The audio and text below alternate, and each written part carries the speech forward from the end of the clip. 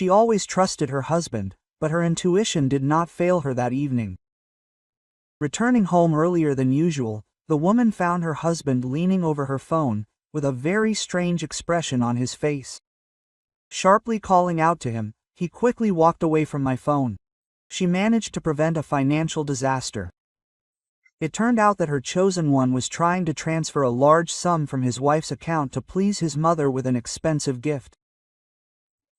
Good day, dear listeners. I am glad to welcome you to my channel. I present to you a new interesting story. Enjoy listening. Irina Klimova woke up at 6:30 as usual. The phone was already vibrating from messages. Clients are not asleep, especially those who are buying their first apartment. She stretched, trying not to wake Timur, who was peacefully snoring nearby, and slipped into the bathroom. 10 years in the real estate business taught her one simple rule. Reputation is built over years, but can be ruined in one bad day. So every morning began with checking instant messengers, email, and planning meetings. Today, they had to show a 3-room apartment in Zurich to a married couple with 2 children, then meet the seller of a 1-room apartment on Mira Street. He was nervous because of the drawn-out paperwork. "Good morning, sunshine," Timur muttered when Irina returned to the bedroom. She got up early again. Work doesn't wait. She smiled at her husband and kissed him on the forehead. "And how are you? Do you have plans for the day?" Quote.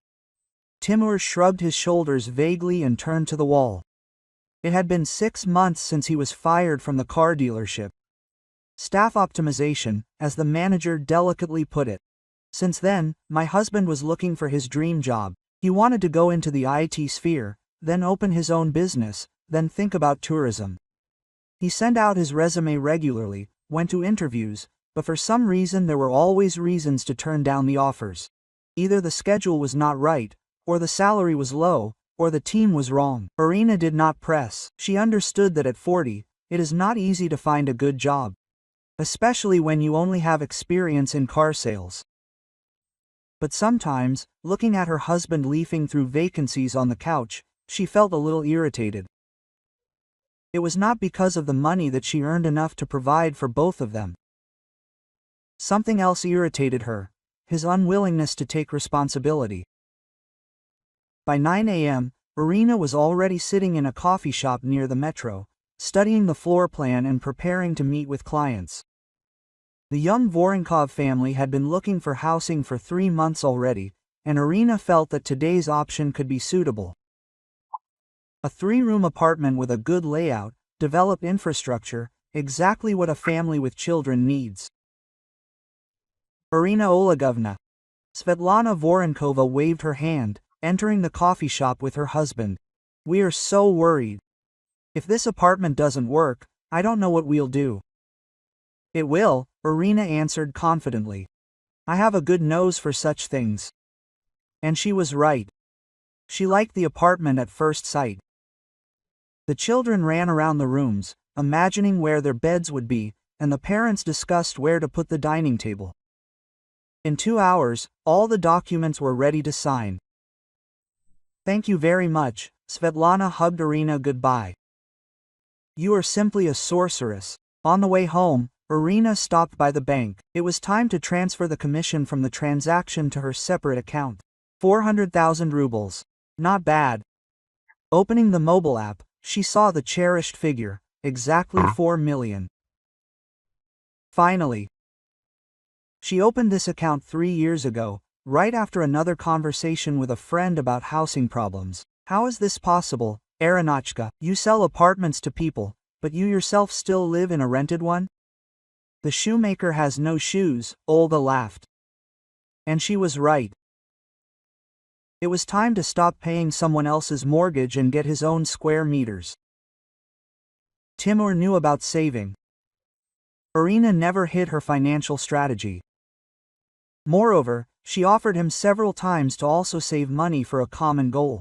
But her husband only waved him off. "You're our financial genius, you can handle it yourself." And the truth is, he never laid claim to her savings, did not ask for a loan, did not hint at joint spending.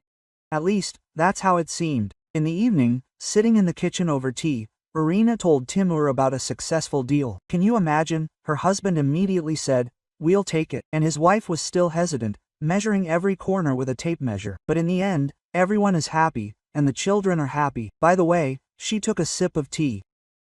I counted today, we already have 4 million saved.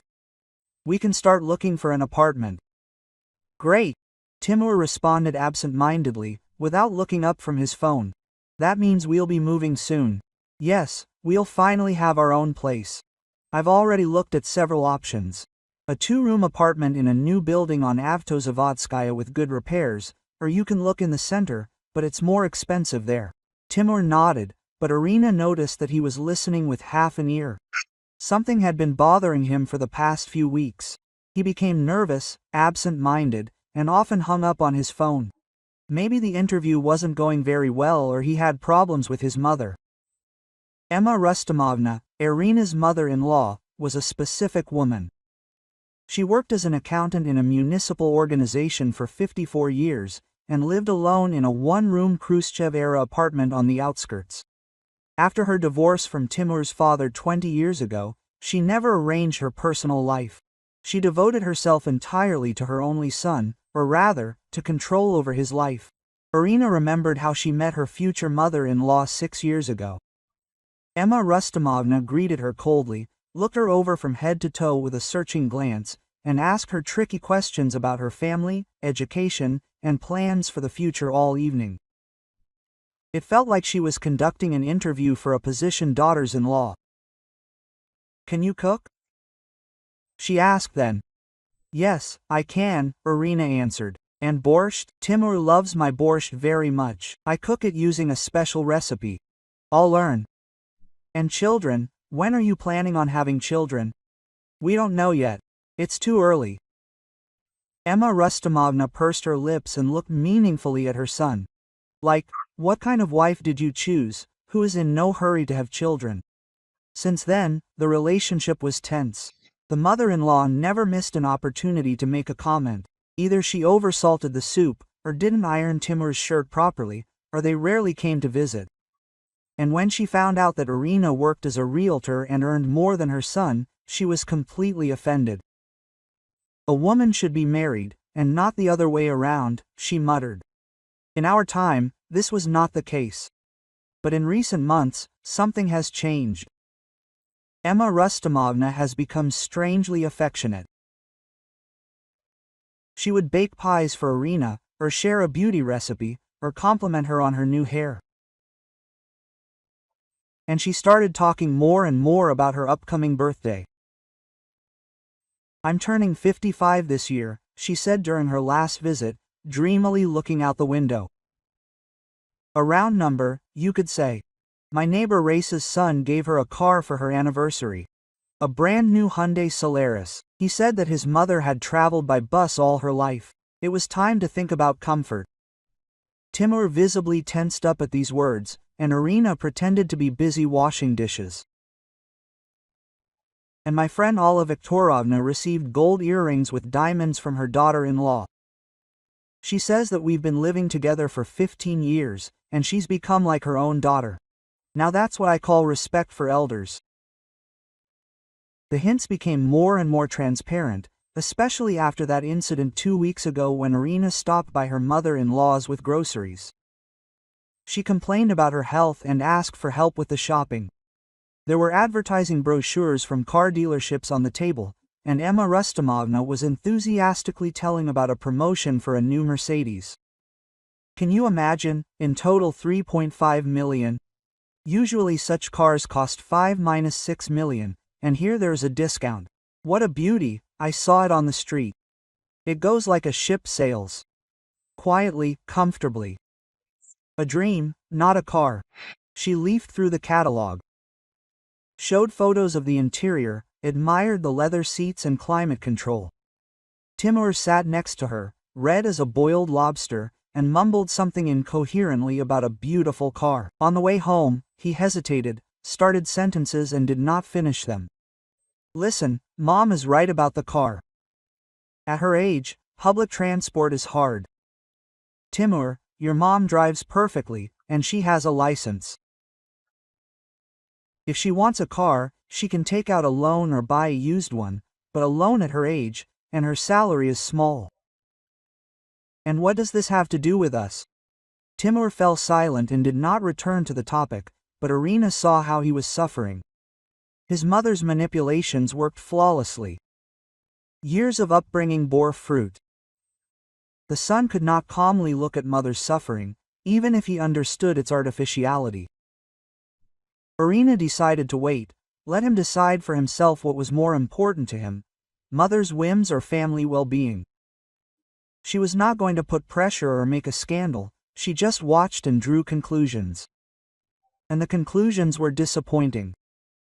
Timur disappeared more and more often from his mother's, returning gloomy and thoughtful. He answered direct questions evasively, did not talk about work, as if he was not looking for it at all. But he constantly hung around Irina when she checked the balance on her phone and asked strange questions about bank transfers. How can I transfer a large amount? It's difficult. It depends on where and to whom. Why do you need it? Just like that, I'm just curious. Or does the bank not block the card if I withdraw a large amount? If I notify him in advance, then no. Tim, what are you planning? Nothing special. Just to know for the future. For the future? Irina understood what kind of future her husband was hinting at. Emma Rustomovna was clearly not going to give up. Her attacks were becoming more and more sophisticated, and the son more and more susceptible to maternal influence. Tomorrow Irina had an important deal. The sale of an elite 2-room apartment in the center. The commission promised to be solid. Maybe she would be able to collect a little more for the initial payment on the mortgage. But first she had to solve her family problems. This could not go on for long. She looked at her husband, still sitting with the phone. Tomorrow everything would be decided. Irina felt it intuitively. That same professional intuition that helped her in her work was now telling her, the denouement is near.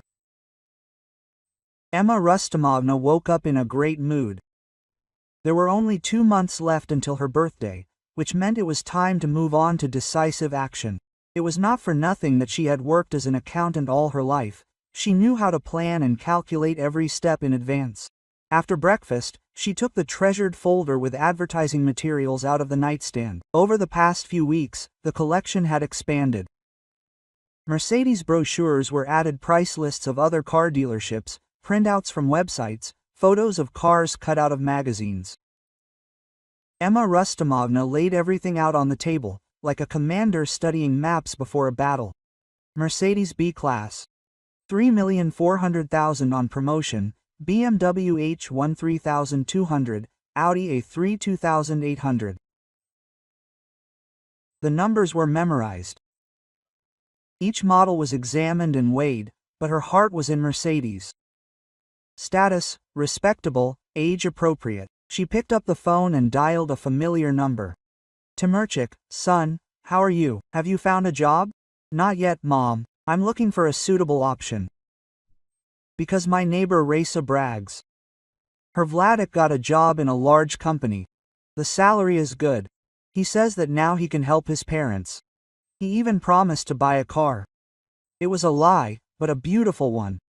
Neighbor Vladik really did change jobs recently, but he didn't promise any cars. Barely making ends meet made ends meet after the divorce and alimony. That's good, Mom. You know, I went into a car dealership yesterday. Just to have a look. The consultant was such a nice young man, he showed me several models. He said, at my age, this is the most comfortable car with good safety. And you know what's interesting? He said that many children give their parents cars as gifts for anniversaries, especially successful children. Emma Rustomovna said the last words with special emphasis. Timur on the other end of the line sighed heavily. Mom, you understand that I understand that my son has a rich wife, but it's become hard for me to even go to the store. My legs hurt, my back aches, and I have to wait half an hour for the bus. Yesterday I was so frozen at the bus stop, I thought I wouldn't make it home. Emma Rustomovna embellished a little. She was in pretty good health, but why should her son know about it? A mother's suffering is a powerful weapon, tested over the years. Maybe you should call a taxi more often? What money? Are you completely out of your mind, Timur? One taxi ride costs as much as my daily ration. She could hear her son suffering on the other end of the line. Great. The plan was working. Listen, Mom, let me go and look at used cars. Maybe we can find something inexpensive. Used? Emma Rustomovna's voice turned icy. Do you want your mother to drive a wreck so that the neighbors would laugh? Look, Emma Rustomovna is riding around in an old trough. Her son was stingy with the money for a normal car. No, you just don't want to ask your wife to help her own mother? Are you ashamed of me, huh? Or did Irina forbid you to even think about your mother's needs? Emma Rustomovna hit the nail on the head. She knew her son's psychology very well, his complexes, weak points, pain points. The accusation that his wife was bossing him around worked flawlessly. Mom, what does Irina have to do with it? She doesn't even know about our conversation. That's right, she doesn't know, but she should know. She should offer help herself.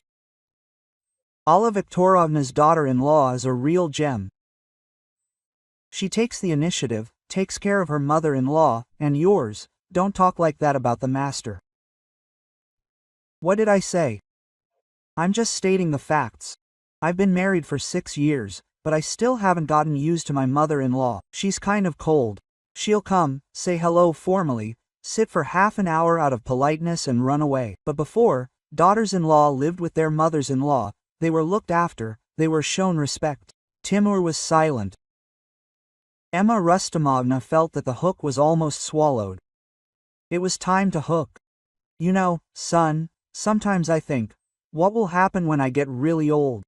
Who will take care of me? Raisa has 3 children, all successful, everyone helps, and I have one son and he says, Mom, don't do this, I take care of you. How do you take care? You come once a week, have some tea and leave. And where is the real help? If I had a car, I would go to the doctors and shops myself, I wouldn't depend on anyone. Freedom is, you know? I understand, but no buts. Either you are an adult, independent man who can provide for his mother, or a henpecked husband who trembles in front of his wife. Choose. Emma Rustomovna hung up, pleased with the conversation. The seeds have been sown. Now they need to grow. She knew her son inside out. He would suffer, worry, look for compromises, and then she would do what was required of him. The next day she decided to increase the pressure, got ready and went to visit Timur. Irina was not at home. She was working, of course. You couldn't come up with anything better. Son, I was thinking yesterday after our conversation, she began, settling down on the sofa. Maybe I'm wrong. Maybe I really shouldn't ask for such a large sum. Timur breathed a sigh of relief. Mom, it's finally you. I saw the ad. A Lada Granta for 800,000. Used, of course, but it seems to be in good condition. True, the consultant at the showroom told me that old cars always have something breaking down. The gearbox, the engine, the electrics, and repairs are expensive. But what can you do? I can't demand the impossible from my son. She said this in such a martyred tone, as if she were agreeing to terrible sacrifices. Timur fidgeted. Although, you know, my neighbor Vladik warned me, Emma Rustomovna, don't buy a used car, you'll be tortured with repairs later, but I have no choice. I'll have to take risks. Mom, wait, maybe I should buy a new one? Where will the money come from? You said it yourself, 3.5 million is an unaffordable sum. I don't know, maybe I should take out a loan? Emma Rustomovna smiled bitterly. At my age, with my salary. Timur, do you even understand what you're saying? I'm 55, I work part-time at the municipality. Which bank will give me a loan for 3 million? Or maybe I'll become a co-borrower without a permanent job. I doubt it. She saw how her son was sinking deeper and deeper into the abyss.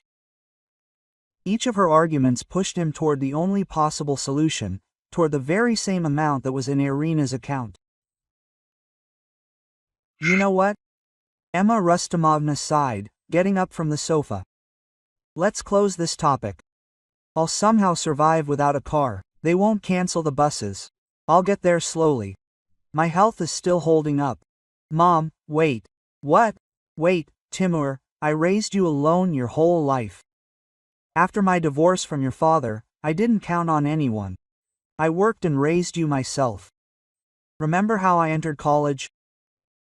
I worked 3 jobs at once to pay for the preparatory courses. And when you got married, I even wanted to sell my apartment to help you with housing. That was also a half-truth. Emma Rustomovna wasn't going to sell the apartment, but she mentioned the possibility several times in conversations. And now I'm asking for the first time in all these years to help me with transportation. And what do I hear in response? Expensive, complicated, where can I get it? Despite the fact that your wife has exactly the amount of money I need in her account. Mom, it's her money. She earned it. So what? And my care for you, my sacrifices, my love? Is it priceless? I have dedicated 35 years of my life to you, and you can't ask your wife for one favor? Emma Rustomovna approached her son and took his hands in hers. Timur, my dear, I am not demanding, I am asking. I have no one but you. And Irina has a job, she has clients. She will still earn money. And what about me? I can't earn any more. Retirement age is coming soon. My health is not what it used to be. She saw how her son's resistance was melting. A little more, and he would give in. Think about it carefully. Talk to your wife calmly. Explain the situation. You are her husband. You have a family. There should be mutual assistance in a family. I'll think about it, Mom, that's good. In the meantime, I'll go to the car dealership, take another look at that car, maybe I'll clarify the price. Emma Rustomovna turned around on the way out. And remember, her birthday is in 2 months. There is time to think it over. At home, Timur was rushing around the apartment like a cornered animal. His mother was right. Irina really did earn this money, but his mother was right about something else too. She had dedicated her whole life to him. Didn't she deserve a little comfort in her old age? On the other hand, 4 million is not just money. It is Irina's dream of her own home. Her long-term plans are the result of many years of work. How can he ask her to give everything for the sake of her mother's needs? But he can't abandon her either. What will the neighbors and acquaintances think? The son is sitting on money, and the mother walks. It's shameful. By the evening, Timur had not made a final decision, but he will still try to talk to Irina carefully, delicately. Maybe she will offer to help herself, because we are talking about his mother, about his family. When Irina returned from work, tired but happy, another successful deal, Timur was already rehearsing his speech. But the words did not come. Each phrase sounded either like a demand or like begging. How are you? Asked the wife, pouring herself some tea. Fine. And how was your day? Quote, excellent. She closed the deal with the elite 2-room apartment. The commission was good.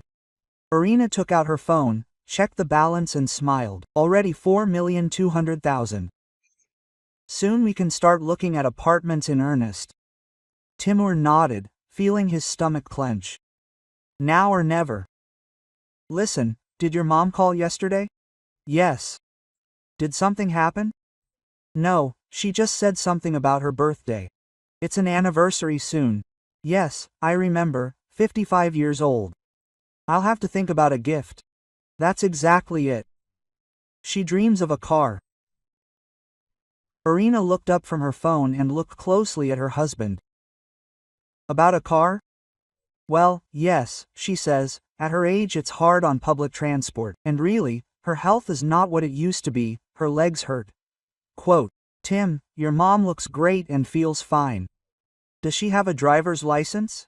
Quote, she does, but she doesn't have a car. It's very expensive. It's expensive to buy a new one, but you can find a used one for a reasonable price. She wants a reliable one that doesn't break down all the time. Irina put her phone down and folded her hands on the table. Timur, let's be frank. How much does the car your mother wants cost? 3 million, he exhaled. A Mercedes on sale. I see. And what are you suggesting?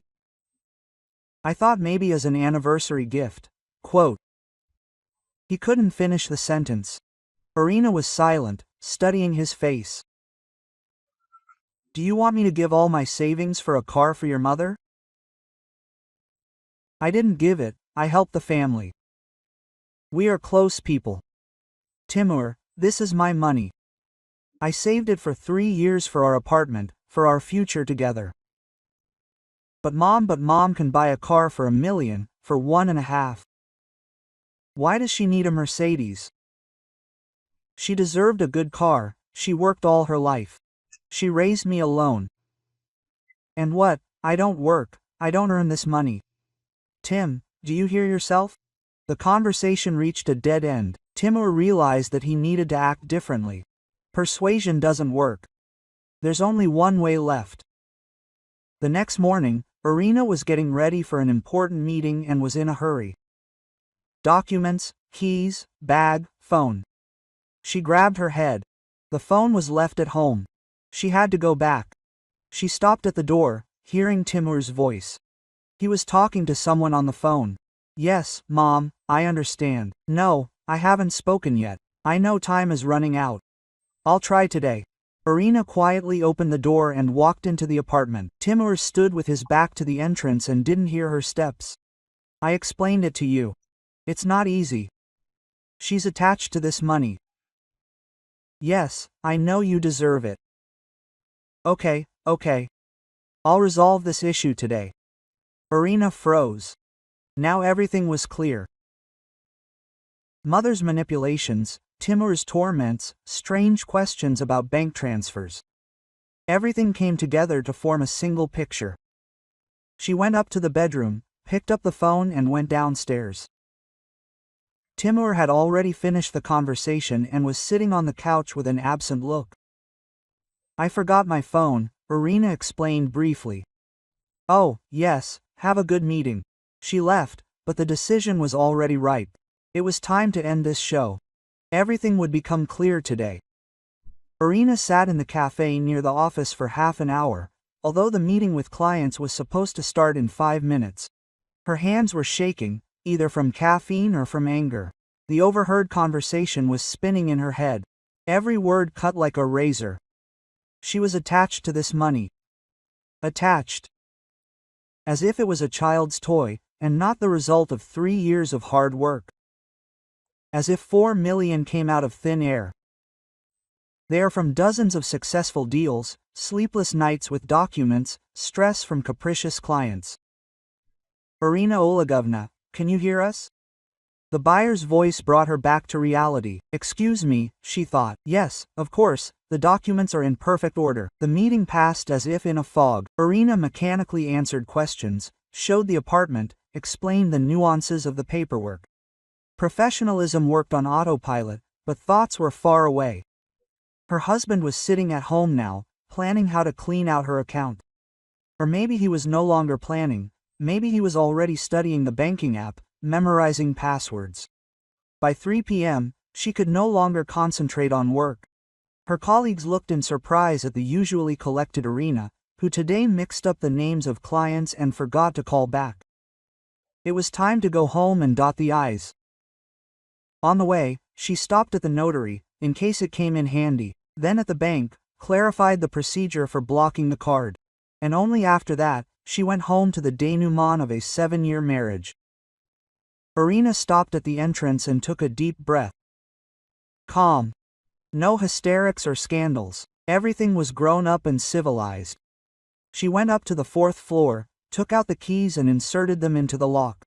Then she changed her mind. Quietly, very quietly, she turned the key. The door opened silently. She had recently lubricated the hinges. In the hallway, she took off her shoes and listened. Timur's voice was coming from the kitchen. He was talking on the phone again. Mom, I told you, today is a must. She went to work, forgot her phone again. Yes, I remember the PIN code. She entered it in front of me. No, I shouldn't notice. I'll do it while she's gone. Irina tiptoed to the kitchen. The door was slightly open, and she saw her husband's back. He was sitting at the table, and in front of him was her phone. Her phone, which she left on purpose today. Yes, I understand that I'm taking a risk. What should I do? You said it yourself, my birthday doesn't wait. Okay, I'll try to log into the app now. Timur took the phone and started entering the PIN code. Irina's eyes darkened, which meant he was spying, memorizing, planning. How many times had she unlocked the phone in front of him, not even suspecting that her husband was studying the movements of her fingers? That's it, he's logged in. Now I'll find the transfer section. Oh, here it is, a transfer to an individual. Yes, 4 million is here. Mom, maybe not the whole amount? At least leave some. No, okay. Irina didn't listen any longer. She turned around, walked into the hallway, slammed the door loudly and shouted, Timur, I'm home, I forgot my documents. The crash from the kitchen could be heard even in the hallway. The husband clearly dropped a chair, jumping up. Then hurried steps, a muffled voice into the receiver. Mom, I'll call you back later. Yes, later. When Irina entered the kitchen, Timur was sitting at the table with an innocent look, and his phone was lying a little to the side, as if accidentally forgotten. Oh, hi. He smiled tensely. How are you? I forgot my documents early today. Irina went to the table and picked up the phone. And what are you doing? Yeah, just browsing the internet, looking at vacancies on my phone.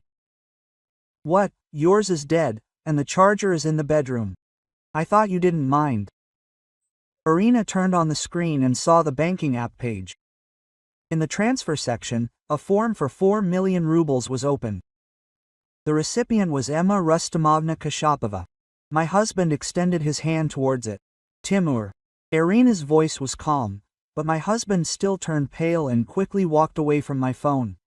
Quote. Listen, I can explain. He walked away quickly, she barked, so much so that Timur jumped and almost dropped the device. He moved away, babbling something unintelligible about a misunderstanding and a misunderstanding of the situation. Irina silently studied the screen. The transfer was not confirmed. Apparently, Timur had not yet managed to enter the confirmation code. Lucky. So that's it. She closed the application and looked at her husband. Now you will calmly explain to me what happened here. Irina, my dear, this is not what you think. What do I think? I didn't want to deceive you. My mother just really asked me. She dreams of this car so much. You wanted to steal 4 million rubles from me. All my savings. Not steal, borrow. I would definitely pay it back. How? You haven't had a job for 6 months. I'll find a job and pay it back, I swear. Irina sat down opposite her husband and folded her hands on the table. She had to find out everything to the end. Tell me about my mother. Everything is honest. Timur resisted at first, trying to downplay the scale of his mother's manipulations, but under his wife's persistent questions, he gradually gave away the whole truth. Daily calls, stories about the neighbors, children, tears about old age and illness, accusations of ingratitude. Quote. She says she deserves a good car, he justified himself. She spent her whole life on me, and now she can't even go to the store. Tim, your mother walks just fine. I saw her last week. She carries bags of groceries weighing about 10 kilograms. But it's hard for her. And besides, this isn't forever. As soon as I find a job, I'll immediately start paying back the debt. What job? You haven't been able to find anything for 6 months. I'll definitely find one. I'm not a slacker. Irina stood up and went to the window. Life on the street went on as usual. People were rushing about their business, children were playing in the yard, an elderly neighbor was walking her dog. An ordinary weekday that became a turning point in her life. Quote. And if I hadn't come back? She asked without turning around. If I hadn't caught you? I would have told you myself. I would have explained everything in the evening. You would have transferred the money first, and then explained. Well, yes, but only because you would not have agreed. And this way it was a fait accompli, and we could have a calm conversation. So you were planning to confront me with the fact of the theft of my money? Not theft, but family mutual assistance. Irina turned around and looked at her husband, at this handsome middle-aged man whom she married 6 years ago. Then he seemed reliable, adult, independent, but he turned out to be a mama's boy. Ready to steal from his wife for the sake of his mother's whims. Timur, pack your things. What? Pack your things and move in with your mother. The marriage is over. Irina, what, because of one mistake? 1. You deceived me for 6 months, planned the theft, discussed with your mother how to clean out my account. This is not a mistake, this is betrayal. Timur jumped up and tried to grab her hand. Listen, let's discuss this calmly. I will improve, I will find a job, I will never do it again.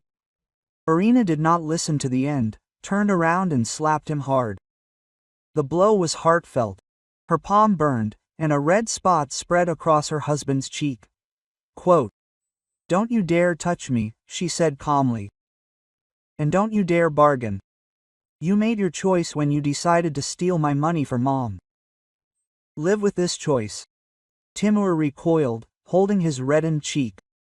"You hit me. And I'll hit you again if you don't get out of my house. The lease is on me. Get ready quickly." She went into the bedroom, took 2 suitcases out of the closet and began methodically packing her husband's things. Timur stood in the doorway and tried to say something about love, forgiveness, a second chance. Irina didn't listen to him. Shirts in the suitcase, jeans in the suitcase, socks, panties, sweatshirts, everything in the suitcase. She worked quickly and with concentration, like a surgeon during an operation. No emotions, just business. Irina, please think about it. I've already thought it all through. For 6 months, while you were looking for your dream job and planning a robbery. It wasn't a robbery, was it? What do you call it when you take someone else's money without asking? But we are a family. We were a family before the moment you decided that your mother's whims were more important than our common future. She went to the bathroom, collected his toothbrush, razor, shampoo. In the living room, she packed movie discs, books, headphones. Everything that reminded her of their life together flew into the suitcases. Oh, God, stop it, Timur exploded. You're like some kind of robot. Do you really not care? Irina looked up. Did you care when you entered my PIN code, when you planned to leave me without money for the sake of my Mercedes, mommy? I plan to return it. With what money? With unemployment benefits. I'll find a job. I haven't found one in 6 months, and now you might find one. An hour later, both suitcases were packed. Irina called a taxi and waited for the driver to go up for the luggage. Irina, give me a chance. Timur stood in the hallway looking unhappy. Don't do this. We can fix everything. There's nothing to fix. You showed your true colors. I love you, and I don't believe you anymore. The driver took the suitcases and went down to the car. Timur hesitated at the door, still hoping for a miracle, but the miracle did not happen. Keys, Irina held out her hand. What keys? To the apartment, come on, quote. He silently took out a bunch of keys and put them on her palm. Their fingers touched for a moment, and Irina felt them trembling. Goodbye, Timur, Aaron. She closed the door and hung the chain. Then she leaned her back against the door and took a deep breath. Silence and relief. Half an hour later, the phone rang. Emma Rustomovna. Irina, what's going on? Timur arrived with suitcases, talking some nonsense about divorce. Good evening, Emma Rustomovna. That's right, we're getting divorced. Because of what? What happened? Ask your son, he'll explain everything. But it's not because of the car, God. It's because of some money. Destroy the family. Irina grinned. You destroyed the family, Emma Rustomovna? You and your son. Me? What are you saying? I just asked you to help an old woman. You manipulated your son for 6 months, brought him to an attempted theft. Congratulations, you got what you wanted. What theft? What are you talking about? He didn't tell me. It's strange, he's probably embarrassed. Irina, let's meet and talk like human beings. There's nothing to talk about. I wish you happiness with your son. Irina hung up and blocked her mother-in-law's number. Then she checked the banking app. Everything was fine, the money was there. Tomorrow she'll transfer it to her mother for safekeeping, but for now it's better to be on the safe side. At 9 p.m., a message came from Timur. Irina, his mother is hysterical, saying that you accused her of destroying the family. That's not true. Let's meet tomorrow and discuss everything calmly.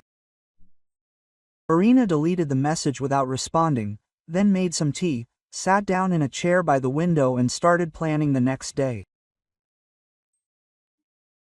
In the morning to a divorce lawyer, in the afternoon to a notary, to draw up a power of attorney for her mother to manage the money, in the evening to look at several apartments.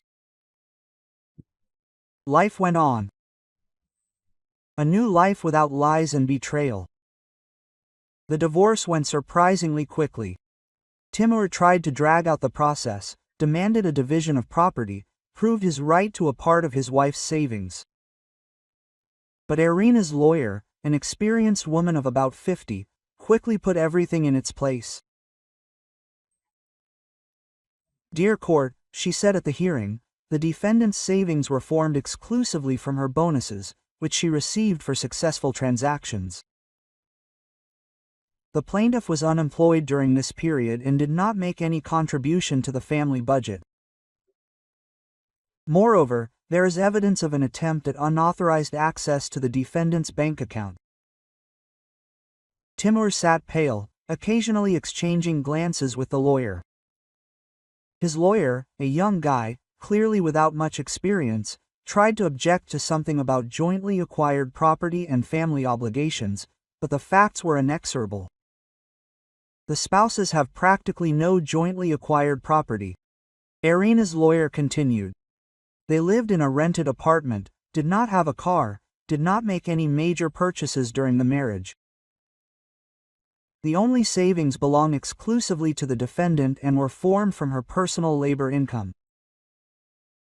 The judge studied the documents, listened to both sides and made a decision: to dissolve the marriage, not to divide the property due to the absence of such. Timur received the right to take his personal belongings, and Irina kept all his savings. Leaving the courthouse, Timur tried to talk to his ex-wife one last time. Irina, wait. Maybe it's all over, Timur, forever and finally. But I've improved, I found a job. A loader in a construction company. Irina knew about this from mutual friends. For $30,000 a month. Even if you gave me your entire salary, it would take 11 years to get back $4 million. I'll find a better job. Good luck to you. She got into a taxi and drove away without looking back. That same day, she transferred money from her mother's deposit account to her main account and began to seriously look for an apartment. There was a wide choice. For $4 million, you could buy a decent 2-room apartment in a new building or a renovated 3-room apartment in an old building. Irina settled on a spacious 2-room apartment in a residential complex on Avtozavodskaya. Good layout, developed infrastructure, convenient transport accessibility. A month later, Irina moved into her own apartment. For the first time in her life, she had her own place. No landlords, no restrictions. No one who could forbid her from having a pet or just say, move out. Freedom. Meanwhile, Timur was hanging around in his mother's Khrushchev-era apartment. Emma Rustomovna greeted her son without much enthusiasm. Instead of the long-awaited Mercedes, she got a divorced loser who slept on a folding bed in the kitchen. After all, the folding sofa in the only room belonged entirely to her. So what now? She nagged him every evening. Where is the car? Where is the respect for mother? Where is the care for old age?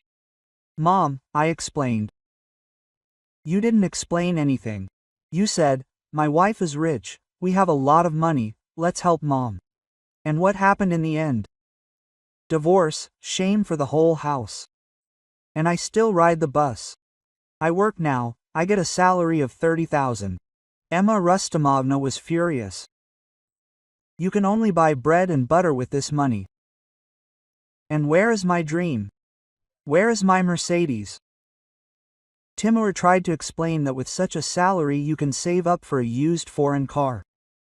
Maybe in a couple of years buy something decent. But my mother didn't want to listen. A couple of years? What if in a couple of years I won't be able to drive anymore or die? I'm already 55, at this age, every year counts. The neighbors started looking askance at Emma Rustomovna. Eternal scandals, shouting, slamming doors, the peace in the house ended. And when it became known that Timur got divorced because of an attempt to steal money from his wife for his mother's car, gossip began to spread throughout all the apartments.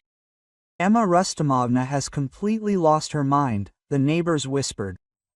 She drove her son to commit a crime, and now she nags him for failing to steal. And remember how she bragged that she would soon be driving a Mercedes? She said, my daughter-in-law will give it to me. The daughter-in-law turned out to be smart. She got divorced as soon as she found out. Emma Rustomovna heard these conversations and became even more furious. The whole court laughed at her shame behind her back, discussed her failure. And her son was to blame for everything. A weakling who couldn't even persuade his wife.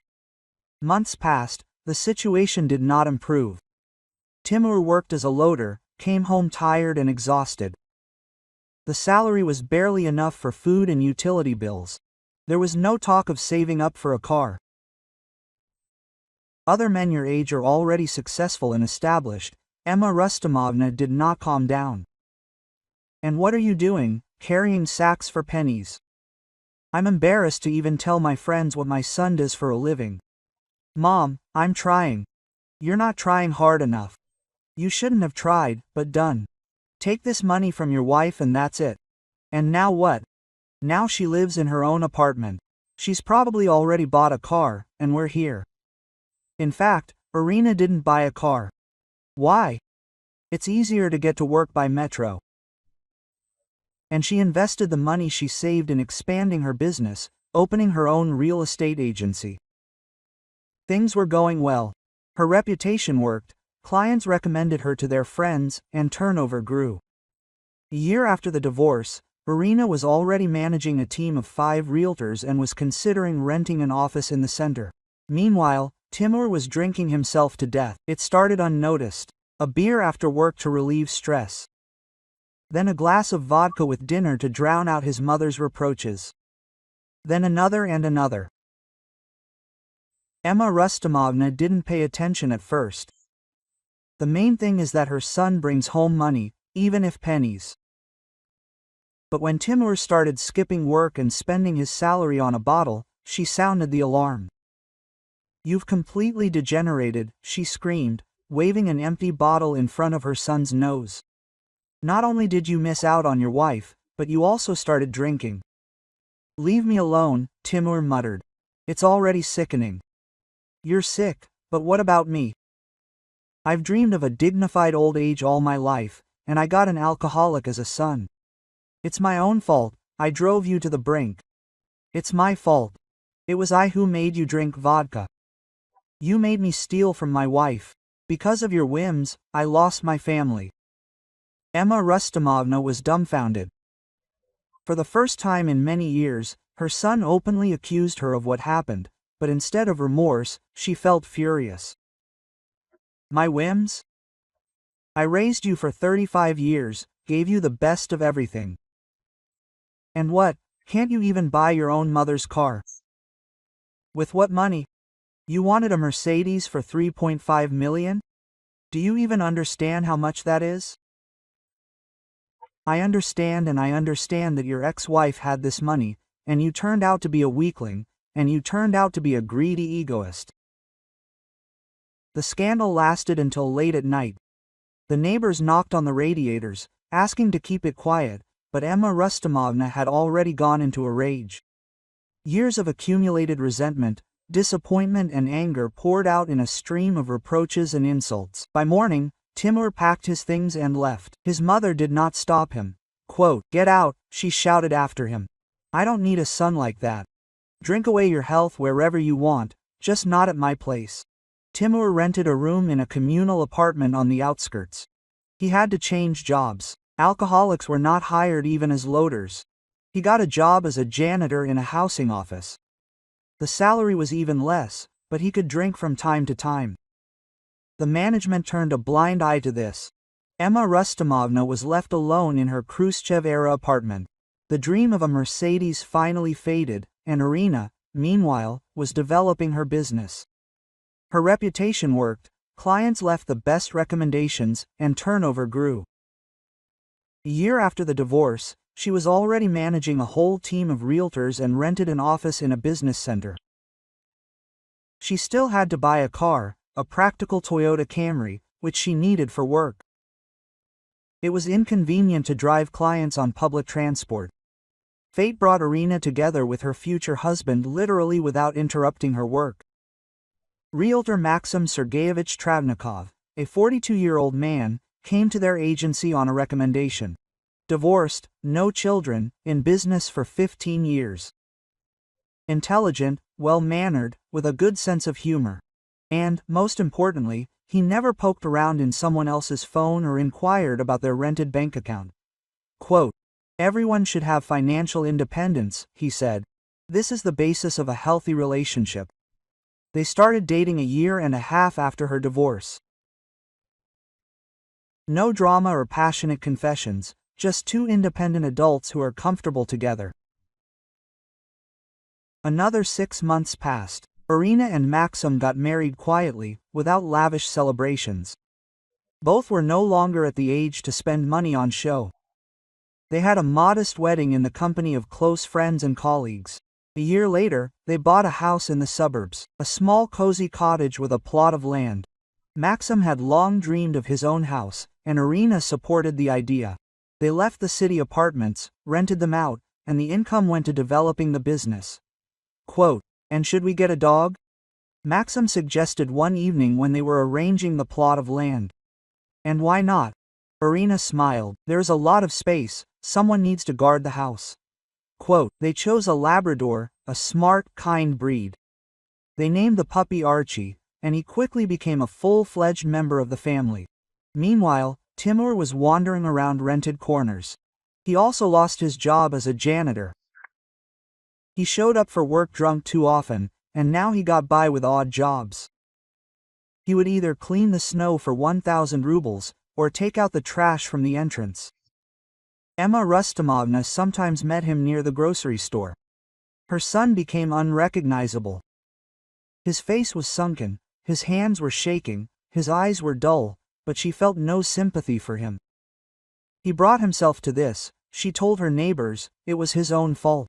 He could have lived with a rich wife, he could have helped his mother, but what happened in the end? He drank it all away, lost his family. Emma Rustomovna, you yourself pushed him to this, some dared to object. All about the car, they said they demanded money. I didn't demand anything, she got mad. She asked for help, like any mother. But he couldn't even persuade his wife. Weakling. She never fully understood her role in what happened. In her picture of the world, she was an unhappy mother betrayed by her ungrateful children. Irina was a greedy egoist, Timur was a weak-willed loser, and she, Emma Rustomovna, was a victim of circumstances. Sometimes, especially in the evenings, when the loneliness became unbearable, she took out old Mercedes advertising brochures and looked at the photographs. The dream did not die. At 60, on her pension alone, she still hoped to someday get behind the wheel of a luxury car. When Timur finds a better job, he'll improve, she whispered, leafing through the pages of the catalog. Then we'll talk about the car. And Irina and Maxim were planning a vacation in Italy. The business brought in a stable income. The house was finished. Archie grew up and made his owners happy. Life was a success without drama, betrayal, and family manipulation. Just quiet human happiness built on mutual respect and trust. And lately, Irina had been feeling strange nausea and dizziness in the mornings, but she was very afraid to jinx it and hadn't rushed to get a pregnancy test yet. She simply reduced her workload and tried to spend more time outdoors. Fortunately, walking the dog helped with this without having to tell her husband everything, but Maxim himself had already begun to guess. Irina understood this because he gently removed her from unnecessary work and tried to anticipate any desire. Timur never tried to contact her again. Emma Rustomovna too. The past was in the past, and Irina was grateful for that. Some mistakes cannot be corrected, some trust cannot be restored. All that remains is to move on and build a new life on the ruins of the old.